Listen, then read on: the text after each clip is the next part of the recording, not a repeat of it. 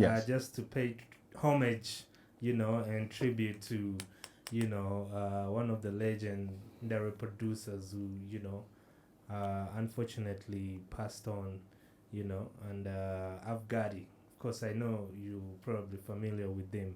Yeah. Yeah. I've met him at LAX. Oh, really? Yes. Tell us about when you met him. How was he? Because we watch him on TV. I never really met. It was more like on a fun tip. He was waiting for his car to pick him up, and you're waiting in a lounge for SUVs pick people up, and that's where I met him. Okay. Yeah. Yeah. How was he in the hip hop realm to you? I think people don't see.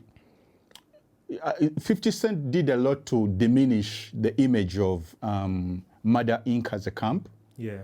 And I've got here as a person that people don't know how heavy or what monumental things this man has been a part of. Yeah. You need to know that even at the recording of like Reasonable Doubt, I've got he was already a very major player in hip hop. Yeah. DMX's whole career, that was I've Got his work. I've got he and the Rough Riders team. Yeah. When you think about Ashanti, that's all I've got it. Yeah. You get me? So whether it's monumental records or it's monumental stars, I've got he has been a part of this journey. He's in the same breath. You mentioned in the same breath as a Jay-Z, as a Clark Kent, as a as a Russell Simmons, because it's, again, there are very few black executives, and we always shine the light on the artists, right? Yeah. But there are very few black executives that you can point at and say, these are the people that have shaped hip hop. Yeah. And that's Dame Dash, I've got Chris Lighty, rest in peace. All of them are dying, by the way. Most of them are dying. Yeah. But these are, I've got is on the Mount Rushmore. If we were to have a Mount Rushmore out there of great hip-hop executive producers, he's way up there. Like, you can't have Ja Rule, Ashanti, and DMX all attributed to you and people still look at you like you're a joke. You get me? Like, respect needs to be given to have got it. That's for sure. I think he held down the 2000s for, very many of us coming up, growing up. Yeah, the way you walk. All that is I've got it, But the journey for, many people don't know I've got it right now because most black executives ended on a high, right? Yeah. While I've got it after that IRS freezing their assets and, throwing his artist in jail and his brother in jail, things took like a downturn, right? Yeah. And America is this place which is not kind to people who are not successful. Yeah. You get me? The downhill after someone falls off in the US is usually, they want to see you in the gutter. Yeah. You get me? So you could see that he was fighting, trying to do his content thing, doing films, and he had this brilliant show that he was doing on BET where he was turning, where he was turning monumental hip hop songs into short stories, right? He's a brilliant man. You can tell like his head is on his shoulders, knows how budgets work, knows how to schmooze. If you've seen clips of Afghani on the internet, he's an excellent storyteller. Yeah. And he has that New York spirit of this must happen. Yeah. You get me? So you need such people in your corner. You need that vicious dog fighting for you. And he fought for hip hop in the right way. Yeah. The fight was a beautiful struggle. Yeah. And may he rest in peace. Yeah, quite interesting. There is a story that he shared, while he was still alive. And he said that when he brought on DMX, everybody told him, you're wasting time, bro. Yeah. His DMX's style, like, that's not something people are going to gravitate to. And people were hating, right? Listen to his voice. And it was yo, this is going to be, the first of Def Jam. I think with this is where hip-hop is right now, by the way. That story reminds me of, there's another clip which I've got shared, besides people saying DMX was not going to work out and he wasn't going to sell. Yeah.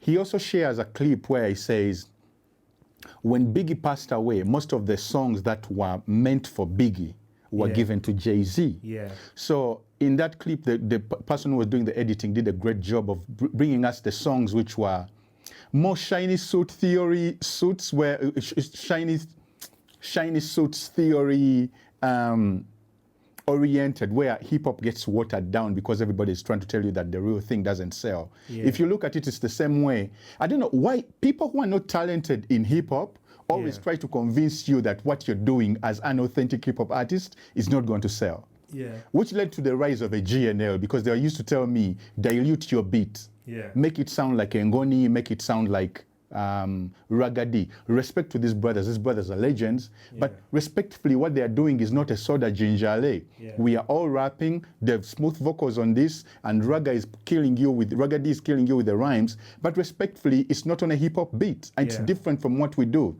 Yeah. So you struggle to tell people who don't have experienced ears, who are in a position of making decisions, that what you're doing is what the streets need. Yeah. So I can relate to it. People are telling me, water down these beats. In order for soda gingerle to sell, make it like danceable. No. I'm so sure the streets out there, the people who don't want to dance. Yeah. And this is hard for people to accept, because boingira mubala mu Uganda, okay, most places you go to, when a rapper appreciates what you're doing as a DJ, the most you're going to get is this. Not a rap, actually, a hip-hop head. Yeah. If you're into a club and they play a record that this person loves the most, they're not going to be putting their armpits up so that you see the sweat patches. Rappers don't dance. The people consider that corny. Yeah. That shit of like you're on the dance floor spinning on your head, you're doing all that. There's certain types of hip-hop heads who consider that corny. Yeah. I remember a friend of mine who's a lady was talking about her biggest nightmare being that if she's at a club and she hears people say, go Davy, go Davy, and she sees her husband or partner that she's dating doing that, that is a turn off for her. Yeah. So that's the crowd that a DMX would appeal to. Whereas bar owners want DJs that play records and people react, right? Yeah. With rappers, you could go to a hip-hop club where it's like really grimy and gutter, where they play the record everybody wants to hear.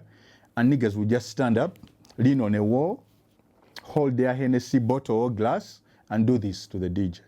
That you've killed it. There you have killed it. Yeah. And these people will go away and tell their friends, yo, you need to go back to that spot. But the bar owner will be like, man, people are bored. Which is the same thing I've also been seeing about a Kendrick Lamar performance. A Kendrick Lamar performance isn't, oh my God, we're all putting our hands up, we're dancing, we're twerking. No, it's like a theater play where you clap at the end. So many people are not used to that. Yeah. And you know, we're not used to the arts where people clap at the end, because in Uganda, an artist is forced to say, Mumpulira, because in the Mumpulira, he hopes to evoke a spirit in people to put their hands up or scream something so that the promoter says, onakola. Yeah. Ochiraba. But there are performances where people who really appreciate the purity of the music and the art are supposed to absorb it. You get me? They are there to listen to you. Why are you making them perform? You get me? Yeah. So it kind of dilutes the art, and we are in the era or position where a person like me who does not want to scream and put my hands up the whole entire 1 hour, right? I want to clap at the end and probably, you know, like shake your hand behind the stage. They think people like me don't exist. Yeah. So a DMX, you get me? A DMX, a Nas, people will be like, but Nas, when he's on stage, he just moves around. That's his style. And there are people who appreciate that Nas is not jumping around with 1,000 dancers on stage to dance with him. Yeah. He's a solo man. Hip-hop began with 2 turntables and a microphone. Yeah. All this other stuff is to distract you from the fact that this person with a microphone is not talented. Yeah. A real talented performer can hold that moment, right? And when the dancers need to come in, they're just an escort to what he's saying.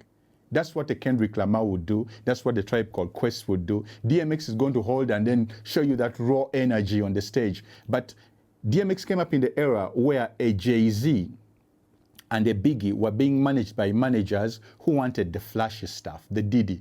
Yeah. Diddy wanted the flashy stuff, let the girls dance and, you know, kill them with 1,000 R&B choruses, you know, smoothen it up for the people. Hip-hop did not want to be smoothened up because there are people who miss the raw energy of give me that. Yeah. You get me? Like, sometimes you listen to, which is this is where hip-hop is, right? That on radio, they want the person with the quick, take a chigoma, take a chorus, and distract people from your shitty verses. Yeah. Right? While the purists and people who love hip-hop music will be like, bruh, I want to listen to your spirit speak. Yeah. That means give me a drumless instrumental. Yeah. Let me hear you speak to me. Yeah. You just see the difference there? Yeah. One is, I'm going to distract you, you're going to listen to my music when you're drunk. One is, I will listen to this brother from Kampala to Mbarara, right? Or Nairobi to Kampala, listening to this one artist. Yeah. Me and him are going to relate and have a conversation. There's a difference of those two audiences. Yeah. But sadly, most commercial people aim towards, let's distract them. You're like a bull, let's distract you with this red cloth. Yeah. Yeah. Quite interesting. Well, still on Afghan is Dead, like, what are your thoughts on 50 Cent trolling his death? I think there was a lack of taste there. Yeah. It's very distasteful. Yeah. It's very distasteful for him to say, I'm smoking on Afghani's ashes. Yeah. It's very, I mean, he's playing his character of being a villain. Yeah. But that just shows me how far you're willing to go for the money.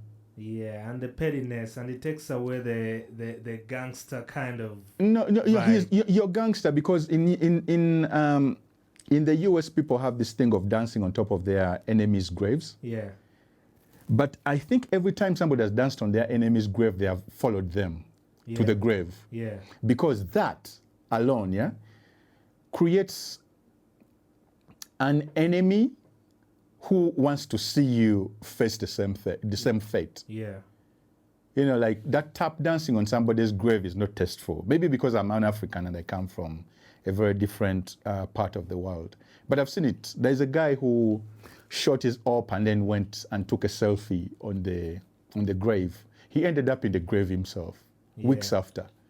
Because some people's brothers were like, hey, it's funny to you. You get me? Okay. Fully your situation. A fully your situation, right? Yeah, smoking on Tuco. You see stuff like that? Yeah. You see stuff like that? Yeah.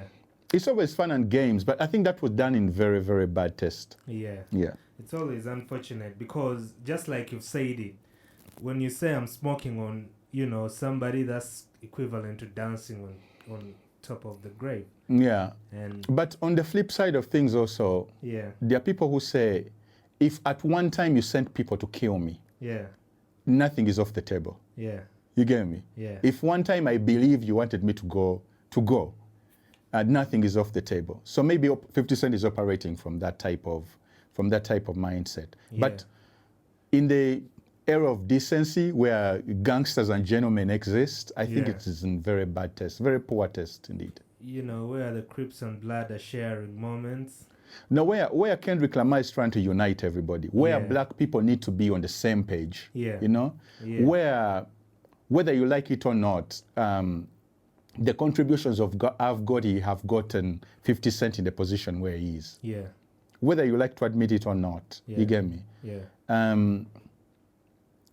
Yeah. That's, I don't know. I believe right now there are people who can't wait for something bad to happen to 50 Cent. Yeah. He would have just kept quiet. Yeah.